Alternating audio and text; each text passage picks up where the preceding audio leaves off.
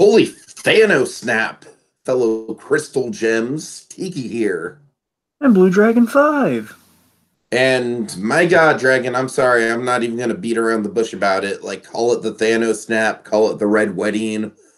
This show just pulled something pretty bold, man. And I don't want to bury the lead on it, Dragon. We have to talk about that ending. Holy crap. What a way to just be all, triumphant about the power of fusion and everything, and the diversity and the positive message of all that, only to have it just wiped out of our hands like quicksand, man.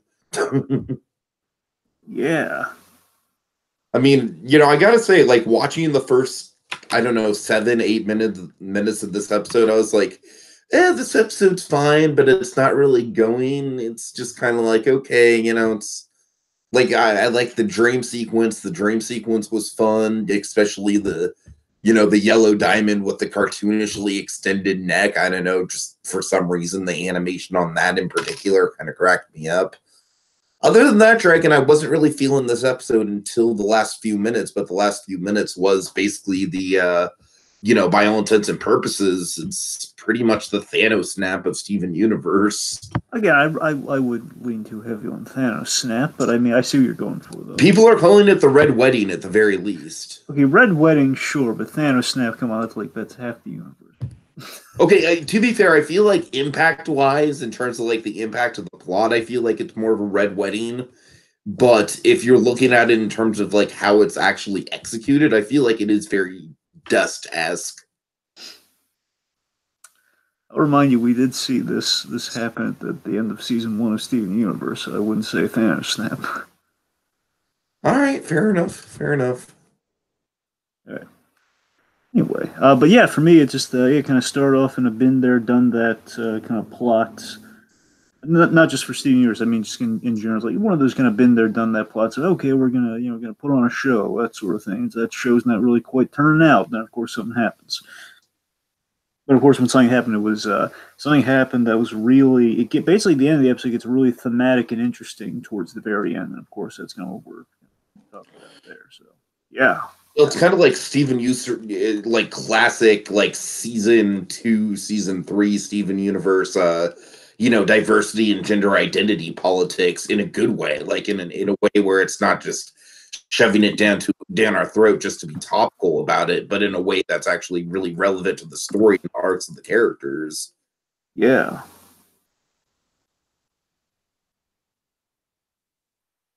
Yeah. So I guess before we go any further, Dragon, I wish we had a kazoo to cue our theme song, just to give it a nice like a nice hum, but I don't have a kazoo, so oh well, we'll do our best. We are the crystal gems. We always save the day. And if you think we can't, we'll always find a way. That's why the people of this world believe in garnet, amethyst, and pearl, and Steven. Yes, because that's why you listen to this podcast, to hear us sing terribly out of key. It's so wonderful, isn't it, Dragon? It's over, isn't it? Anyway, no. Okay, seriousness. Familiar? Why is it so familiar? We've made that joke so many times. Anyway, let's get back to this. So yes, we're talking about Alone Together. So yeah, we start the episode off with kind of this great trippy dream sequence. With one, we see Pink Pearl, which is interesting. Like not just we've seen what Pearl actually looked like, and now we're seeing kind of a different form of Pink Pearl, which is kind of interesting. Uh-huh. And let's see, and we have that great bit with coughing up the pink hair, which is really haunting. Oh yeah, that was another really cool. Kind of reminded me of something that we'd seen like season 2 or 3.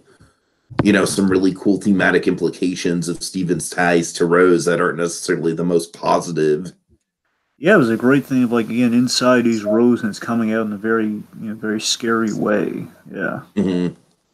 It feels like dream logic too. You know, the age-old dream thing, like teeth falling out, or like some, you know, like basically parts of the body coming off in a dream, that sort of thing. It's kind of Uh-huh. a little akin to that a little. Psychological. Anyway, so let's see. So beyond that, so basically, it's a very kind of been there, done that plot. Like we're throwing a very unfun, prim and What do you proper think kind of. of really quick? What do you think of Yellow Diamond's like cartoonish, stretchy neck in the dream? Because that it did legitimately crack me up. Well, here's the thing. At first, I was going like, "What?" But then I realized, just initially it was kind of like a "wah," but then It's like we're going on SpongeBob logic with this animation. But here's what happened. Here's what happened. So then I kind of like realized, like, okay, like the music's very kind of like it's very. I wasn't going dreamlike, but I knew something was off because felt very like God, I'm looking for the word here. I'm not finding it, but you know, it's like kind of dun dun dun dun dun dun dun. Dun. It's very kind of like a very ballroom, very kind of like very uh, 1001, 1002, just kind of like everything's going wonderfully and swimming, and then of course like that element happens. And again, I guess dreamlike's the only word I can really use in this case, but it feels very euphoric or dreamlike. Oh man, everything's just going great, like just Pearl again, like no dialogue was spoken yet, just like happy. You just kind of to heard be like, honest with you, the no dialogue spoken thing kind of made me paranoid that there was something wrong with my computer speakers for a well, second. I wasn't getting. I was watching on TV, so I didn't really have that issue. But that's exactly what. That's the thing. Like the lack of dialogue kind of cued me up to something's a little. Again, it's going a little more artistic with like kind of like a dun, dun, it's more. I guess operatic. That's what must be what I'm looking for. Kind of an operatic sort of like dun dun dun dun, like almost like a waltz or a symphony kind of going on before me as and then Yellow Diamond's kind of stretching her head in there, approving like I approve of this fun. Yes. Oh God. Anyway, so as after we wake up from said nightmarish dream like thing, you know, again, we kind of have like kind of the been there by the numbers plot that we've seen. Again, here's the thing: I don't say that with a lot of dissatisfaction. I say, you know, it's pretty straightforward. It's like, okay, we're throwing the ball that we promised in the other episode, but again, it's like kind of the classic thing. Like, I'm okay, glad we're not making this into like the end all be all of the plot dragging because I was kind of worried that last episode the only thing I was really worried about was that with that cliffhanger where we're going to be like, okay, like the end of the series is basically going to be like the ultimate Steven being a diplomat, you know. And I'm kind of glad that, you know, even though the plot line of throwing the ball, yeah, through most of this episode it is kind of a standard been there, done that. I was kind of worried they were going to stretch that plot line out over multiple episodes, and I'm glad that I'm not. with you. I'm glad that not only did they not do that, but by the end of this episode, we've got like it really feels like after a couple episodes of just sort of you know, some kind of, you know, some world building and some familiar status quo, you know, basically kind of normalizing homeworld for lack of a better phrase. I feel like that's the thing, Dragon. I feel like that's kind of like the magic trick that this double batch of episodes plays with us is I'm kind of like I'm kind of coming to this realization right in the moment. So forgive me, I'm not if I'm not really eloquently wording this, but basically what I think the double episode is supposed to do, you know, is like I said, kind of lull us into this false sense of normality. As I kind of made some points on the Familiar podcast where I was like, okay, you know, the diamonds, it's getting to the point where seeing the diamonds is like, you know, we could have an episode where the diamonds are just like walking down Beach City, like, oh, hey, you know, hey, I don't know, Kiki, the pizza delivery girl or whatever the hell her name is, you know, Kiki like Pizza. characters, like side beach characters, like, hey, Mr. Smiley, oh, hey there, Yellow Diamond, you know, like we're to the point where it's like they're pretty much like normalized. But what I love is that I feel like it was kind of like pulling the wool out from under us, like lulling us into this false sense of security that now that homeworld has almost kind of become familiar to us and we spent a little bit of time with it, we know what it's like, we know how the world works. Bam, it's suddenly gotten not only dangerous but straight up oppressive. Yeah, I'm with you that I thought I wasn't. Here's the thing: I wasn't quite thinking they were going to stretch the ball, but I thought they were going to stretch. Basically, the ball was good. basically, as the episode was going on, I thought maybe the ball might stretch the preparation, and the next episode would be the ball itself. But then I was kind of, as the episode was, okay, so we're actually at the ball. So I was thinking, okay, what's going to happen here is White Diamond won't show up, and we're going to basically prolong the White Diamond interaction for like an episode or so. But what I feel that we're doing now, and again, you could argue it's the same exact thing, but again, I think we're earning that more. I think we're earning the White Diamond kind of show, not a showdown, more the big White Diamond conversation. We're earning that by kind of having Steven become genuinely enlightened. It's kind of like, if you look at How to Train Your Dragon 2, as great as that movie is, there is an element of scrutiny you could apply to that movie where I don't necessarily think it's necessary, but if you really want to look at that movie, there is kind of a thing that makes you question what Hiccup's doing in that movie. Because Hiccup is, I'm going somewhere with this, by the way. Hiccup, his whole thing in How to Train Your Dragon 2 is he wants to just convince Drago Bloodfist that, dragons are good, don't be a bad guy, which again is admirable, and you get it. And that's essentially what Steven's doing in this arc, this whole Diamond arc that we're doing right now. He's basically, let me talk to White Diamond, I'll convince her. But again, he just goes to White Diamond with nothing of substance to convince her. He's got nothing. Like, this ball is like his only thing of like, if I can throw this ball, I'll convince White Diamond that, we can fix the corrupted gems, now we're all on the same team. And again, he's going half-cocked into this White Diamond conversation at this point. You know what's funny? It's almost kind of like an Aquaman plot. It's like, hey, we can unite the two worlds through togetherness. Yeah, in a way, sure. But you see what I mean? Well, I'm going with the How to Train Your Dragon thing. It's like you go without learning, basically haven't learned. Well, How to Train Your Dragon is another franchise that's very much like, hey, our two worlds can coexist as one. Sure. So yeah, that's so again, that's kind of what's basically Steven's learning as he's going along, and I think that's important. Again, I think we were lacking that if we were just going like, okay, ball, delay, scene. Instead it's gonna be like, like instead of ball, delay, it's gonna be ball, arc, or like ball, learning curve, earn, scene. Mm-hmm.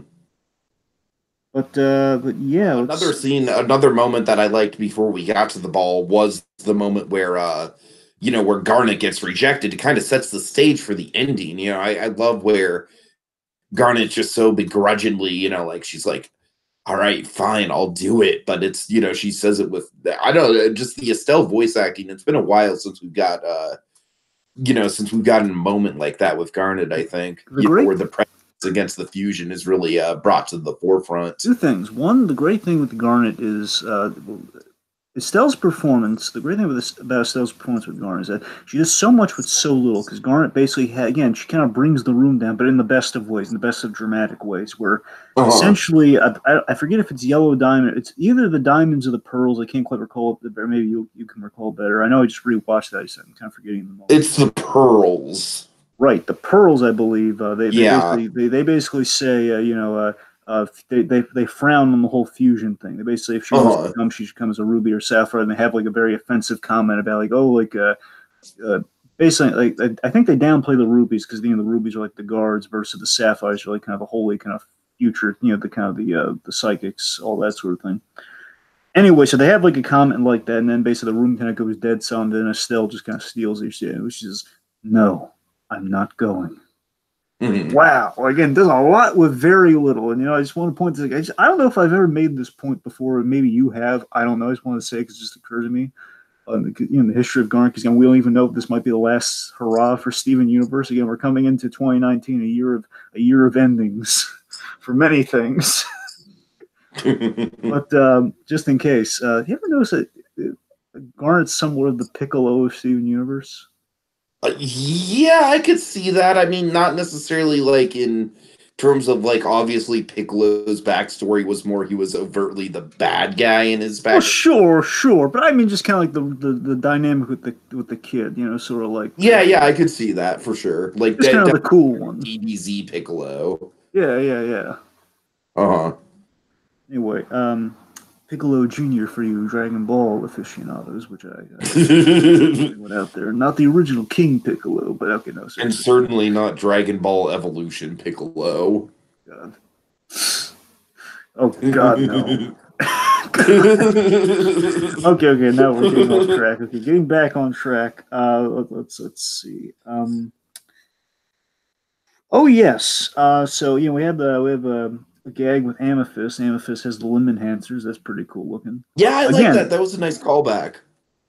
yeah, kind of giving Amethyst some limb enhancers like Peridot had. And again, the idea that we're kind of putting forward here. And again, I love that even before, you're right, T, especially on a rewatch after the big boom, the big punch of the ending. You retroactively go back in the episode and rewatch it. You'll notice the little offenses have a greater resonance. Like again, like saying what they said about Garnet and basically kind of poo-pooing the fusion. And like Amethyst, she has to use the limb enhancements if she wants to go to the ball. She has to look presentable. Gems are all about, at least on the diamond level of Homeworld, and if diamonds are hosting a party, hosting a big old ball, you got to look presentable. You got to look as perfected as you can in your gem state. So like only like very pristine gems or like gems that kind of meet the requirements of the societal norm. Which of course in this case, like Peridot couldn't, again, like Peridot has probably never been without her limb enhancers until she went to Earth. Because again, she was always puny and short, and they don't like puny and short gems. They again like Peridot or Amethyst. They want big, imposing. Because again, their mecha is a diamond, which is like a story tall. Like it's like a small building walking around. Yeah, of course. I like. Of course, I like that we got some more personality out of the pearls too. By the way, not just our pearl, which of course I always love our pearl, but we got to see more of the other three. We saw the blue, we saw the blue diamonds pearl, and we saw yellow diamonds pearl, and the two of them got a little bit of personality. Specifically, blue diamonds pearl, blue diamonds pearl. Again, this is I think what they're starting to see, and if they're smart about it, they'll keep going like this, where this is like Steven slowly winning his argument against White Diamond, because we know eventually there's going to be an argument or a discussion, like a big scene between the two of them. We got to earn that interaction, and earning that interaction, what we're doing are little bits like this, where Blue Diamond is a hobbyist. Blue Diamond uses her job, which essentially is like a courtroom kind of artist, for when the diamonds hold court and when they have their little meetings and everything. And what that translates to is she has a passion for drawing, for artistry. Yeah. I really like that bit. That was so nice. And Yellow Diamond Yellow Diamond's Pearl, Yellow Pearl, I guess. She learns that she likes to be a model. She likes to be drawn. There's a bit of mingling, and I like that the closeness between diamonds does have a correlation between the pearls even. And you'll notice, and again, like the pink diamond's pearl, our pearl has the most personality and the most liberation. And of course, has the divide as she would, but everybody else, there's a little bit of a correlation there in the kind of the familial sense of the diamonds and the pearls and everything. Mm-hmm. Yeah. And here's the thing. I just want to point this out because again, we haven't seen her in a while. We haven't seen her since where we left off before the big break between episodes. Before siestas of Steven Universe. We see White Diamond's pearl because White Diamond's a no-show. Therefore, she sends her pearl in her stead. And I just want to mention, every time I see this pearl, and I don't know if you feel the same way about this, this pearl still scares me a little. This pearl. Yeah, I mean, she's very, kind of like the low key, just the authoritative, wormy type. Just like the company head, sent there to, okay, guys, I'm just here to determine if you get to keep your job or not. Don't mind me. But here's the thing. Here's the two things. The things that creep me out about this pearl is that one, she's not malicious or like just like wormy to me. She's all smiles. She's like the corporate response. Yeah, that's what she is. Like she's the corporate. Like, I gotta make layoffs. Good luck in your future endeavors. That's the cracked pearl. But here's the creepy thing about that. It's a cracked pearl. She has this giant crack. In the diamond culture is all about perfection and everything. Yet White Diamond has cracked pearl. That fascinates me, man. I want to know more about that pearl. Sure. So yeah, let's see. Before we get to I'm trying to think if there's anything before the big moment itself. Anything else you want to get to, or should we just get to the? I'm trying to think. No, we're at the gear looking gems. I continue to really like Blue Diamond just in general. I mean, even when she does kind of turn on Steven, she's, for the longest time, she's been, like the bigger, the bigger advocate of Pink Diamond and, Steven's role and everything. So. True. And also, I wanted to point this out. We had those gear look. What do you think about the cog and gear looking gems at the party? Because I like that it's literally like they're cogs in a machine. Like they're all programmed to kind of follow. I mean, to tell you the truth, like from a design point of view, it was fine. It just like to me, it kind of makes me wonder if we're kind of throwing out the the geology based subtext to Steven Universe. I don't know. I mean, I read on it again. It's not much. We just kind of saw them there. Didn't really do anything except turn over. Uh-huh. But I kind of looked at it as it's like kind of like a next level kind of gemology. Is it gemo? I'm sorry. What was geo? I guess it's just geology, right? Geology, yes. It'd be kind of cool if it was gemology, but anyway, okay, geology. Sorry. The point is, the geology of it all is, I think it's like sort of like a sci-fi next level geology, where okay, if we take gems and we made it more functional, more kind of machine like, I think that might be what they're going for. I'm not sure. Maybe. Uh-huh. There's a little food for thought, and we'll see if it goes anywhere. Probably not, but I don't know. Okay, so big moments. So one, I like Amethyst. She has that bit where she's kind of infusing a little bit of fun to the kind of a fuddy-duddy event of it all. So you're just kind of messing around and just kind of getting Steven to crack up. Well, Steven's having a terrible time because like I'm just sitting here and White Diamond didn't even show up. I did all of this for nothing. But thankfully Connie's there. Thankfully, but also unthankfully, because something bad's about to happen because of Connie, technically. Yeah, So this is this makes Connie like really relevant because it's like, at the heart of it, she's Steven's connection to Earth, both good and bad, and in this situation, she's very much wanting Steven to hold on to his humanity. She can tell that the whole, the pink diamond of it all is really getting to Steven. And so, she's coming from it from a really sweet place, but it's just it's one of those kind of like right idea, your heart's in the right place, but like wrong time, wrong execution kind of things. certainly, certainly. So we have this, and I want to know if you have this reaction. Let's get through it. So we have the big dancing moments. So we have this moment where Connie and Steven they're dancing, and I tell you, I had a realization when this was happening because at first, like, okay, it ain't that nice, but then I had like an oh no moment as I realized, wait a minute, whenever it's a great kind of moment, it's a great subversion of something that happens here where it subverts something with great continuity, and I mean that we keep the continuity that's always happened. Whenever Steven and Connie dance, they fuse, and the minute they Mhm. started dancing, did you have the realization that oh no, they're gonna fuse?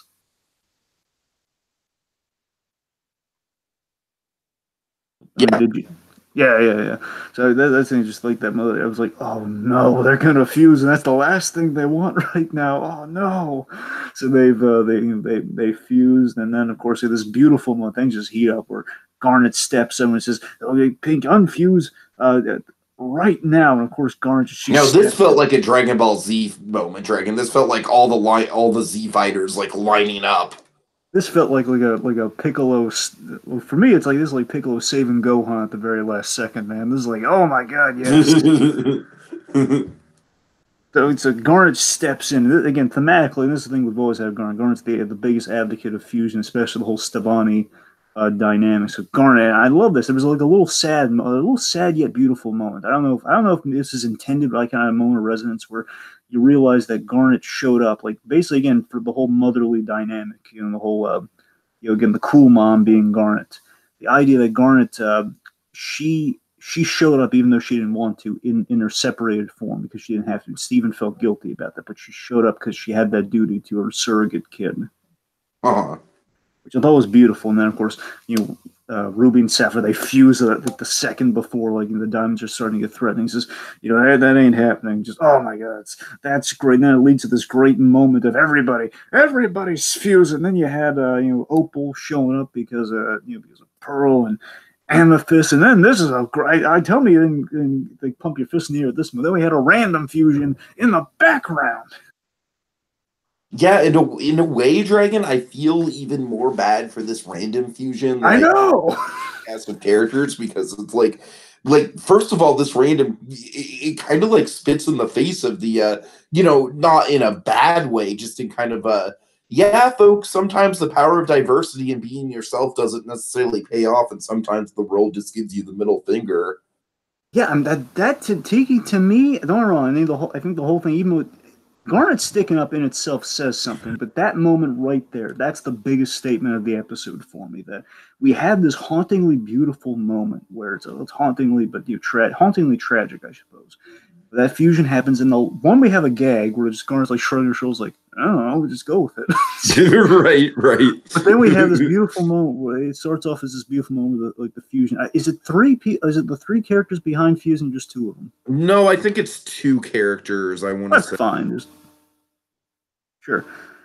So that these two characters fuse. They fuse together, and they have this moment of like something along the lines of I knew I wasn't the only one who felt this way, or like something about this felt right. Basically, a really uplifting thing. Like I always felt like I wanted to fuse, and I always felt I was different for not, for fusing, or maybe with. I mean, to tell you the truth, Dragon, if I'm being 100% honest with you, I'm not saying this in a bad light at all. It's like the most on the head the fusion thing has been to transsexuality, I think. Well, sure, but I mean, I'm saying it could be anything. Being okay with self-identity or just, sexual identity in general, being, be it trans or LGBT or whatever. That's what I'm saying. I don't think it necessarily is tied down the one. I mean, it could be, but I think it's just a little broad spectrum. Yeah. Yeah, I think broad spectrum. Yeah, it's just the whole idea of like, like I'm more comfortable in my own skin. I always felt this way, and then, but then, like I said, it's like the powerful message of this is, even in the most encouraging environments like Steven Universe, where it's just, very much a show that, is all about, Steven Universe is kind of, for better or for worse, groundbreaking in terms of, in terms of adding LGBT acceptance to the modern media. For better or for worse, even in that kind of comfortable setting, bad, even in the most triumphant of moments, bad shit can still happen to you, and the world is not an accepting place sometimes. And so I don't know, there's something very poignant about that. Like the minute that happy-go-lucky, those things, like it's one of those things like with the dusting, it's like you almost, going back to the Infinity War of it all, you almost feel worse for like the bit characters that get dusted, like let's say Hawkeye's family, for example, hypothetically, because we don't know if they're coming back. It's like, we know Spider-Man's coming back, we know Black Panther's coming back, and we know that this isn't going to be the last time we see Pearl and Amethyst and Garnet, but we don't know if we're going to see that fusion ever again. That fusion could just be gone. Quite possibly, yes. But I mean, here's the thing. So, again, the ideas, they're all going to, like, you see the gems fall, so they're probably going to be fine. But the point still remains, though, is that the Eldon destabilizes them right after that triumphant moment of kind of like self-identity, and like, yes, I'm not alone. I feel like part of the community, like, so uplifting. Then of course destabilized all the forms. And there's the thing, even though we know Pearl's going to be fine, every time Pearl's destabilized, I was like, no. I know it sounds silly at this point, but every time it's like, no. Anyway, so to point of Stevani's in big trouble. She's thrown in a room, and for a moment, I don't know why. For a moment, I was a little worried. That, I guess again, if Stevani's still, it's just they split in the two. But for a moment, I wondered, like, if Steven's ever hit by this thing, would he? Would the gem be affected? But I think before he's probably been hit by the thing. I'm just not remembering it right now. But that's not the point. The point is Stevani's in trouble, and all the Garnet, Opal, and then this rando fusion all destabilize. All the kind of gems fall into the ground. So thematically, and I like the thematic crux of the whole episode here. Thematically, we're alone together. It's the episode's title. So together, the fusion. So again, we are alone together, as in the Stevani is kind of trapped in quarters. But also you have kind of the crestfallen, kind of what that rando fusion kind of learned right there, that we're all alone together, as in, we're all within our own private kind of turmoils. It's kind of for sure. Condemned for fusion. And basically it's the uphill battle of Homeworld, that that people are still condemned for fusion. It's a big thing, and of course again, so everyone privately is kind of still alone together with their thoughts. And again, if you even want to breach even more thematically, is that again, Steven is kind of, in essence, as a character, he's always kind of permanently a fusion, because he's half of his mother and half of himself. Right. Therefore, he's always kind of alone together with himself, and that's kind of what the dream was all about. He was alone with kind of the pink diamond within him, so to speak.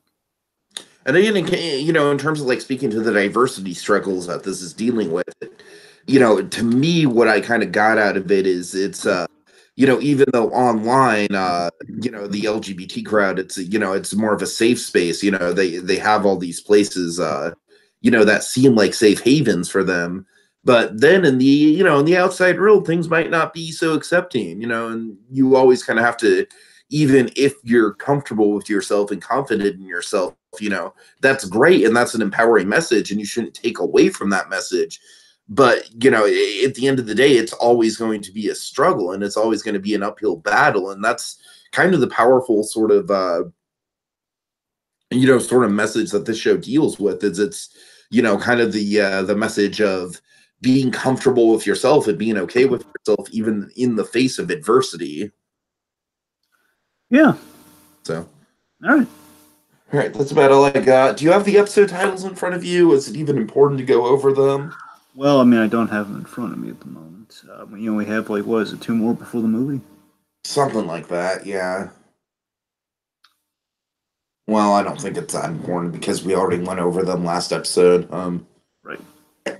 Well, folks, that's about it. Do you have any predictions, Dragon? I think Lars is coming back next episode because Oh basically. yeah. I'm glad you mentioned that. Yeah, I think this is the big point where we bring Lars back into it. There was this little promo, and I can't remember all the ins and outs, but essentially the promo was, I believe, Stevani, if not Steven, separate. I don't think they were separate at this point. I think just the point is they were in the room in trouble, and there was like a conversation where like we need help, we need outside help, which I believe someone said, I think I know somebody who can help, and I believe that would have to be Lars.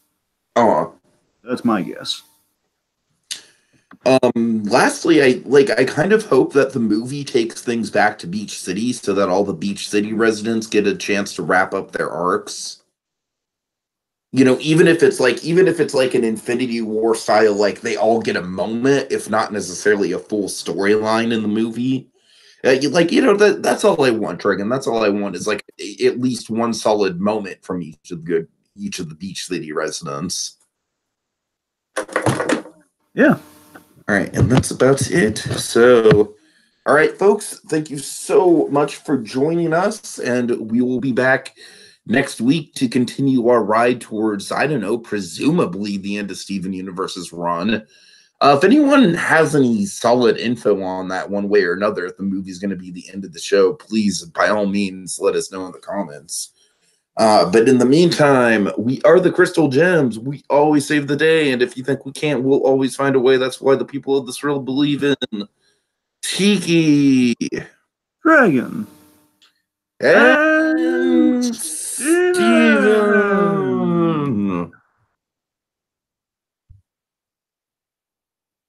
Welcome to the new year.